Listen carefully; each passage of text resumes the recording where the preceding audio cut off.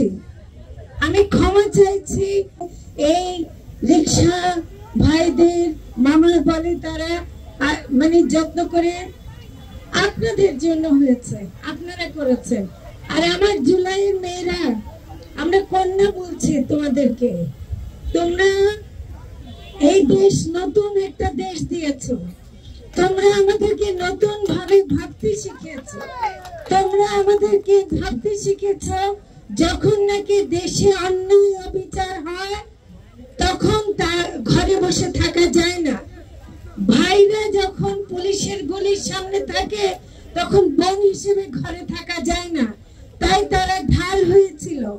আমরা মনে করি এই যে জুলাই কন্যারা যে ভূমিকা রেখেছে, উমামা ফাতেমা যে কথাগুলো বলে গেছে, আমি তার প্রতিটি কথার সাথে একমত। আমি এই যে সরকারের একটি অংশ হিসেবে বলছি, আমি ক্ষমা চাইছি।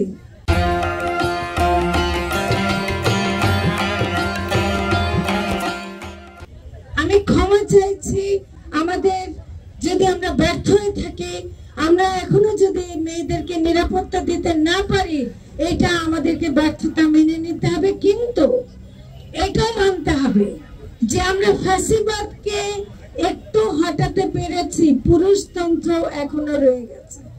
পুরুষতন্ত্রের কারণে এই ফ্যাসিবাদী মানুষগুলো যারা এখনো আছে তাদের মধ্যে পুরুষতন্ত্র রয়ে গেছে বলেই তারা নারীকে আবারও পিছনে ঠেলে দিতে চায়।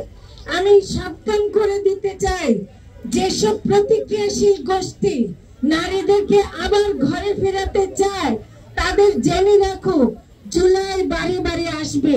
জুলাই শুধু জুলাই মাসে না, আগস্ট, সেপ্টেম্বর, অক্টোবর, নভেম্বর, প্রতি মাস জুলাই হবে, প্রতিটি মাস জুলাই হবে। সেজন্য প্রতিক্রিয়াশীল কোন গোষ্ঠী নারীদেরকে যদি ঘরে ফেরাতে চায়, আমরা সরকারের পক্ষ থেকে যতটুকু করতে পারি করব। কিন্তু আমার জুলাইয়ের মেয়েরা আবারও আমরা রাস্তায় একসাথে থাকবো, আমরা সবাই মিলে একসাথে থাকবো, সবাই মিলে দেশকে সুন্দর করে গড়ে তুলবো, নারী ও শিশুদের জন্য নিরাপদ করে তুলবো। ধন্যবাদ। For more updates, follow us on Facebook, subscribe our YouTube channel, get the latest update on www.daily-sun.com.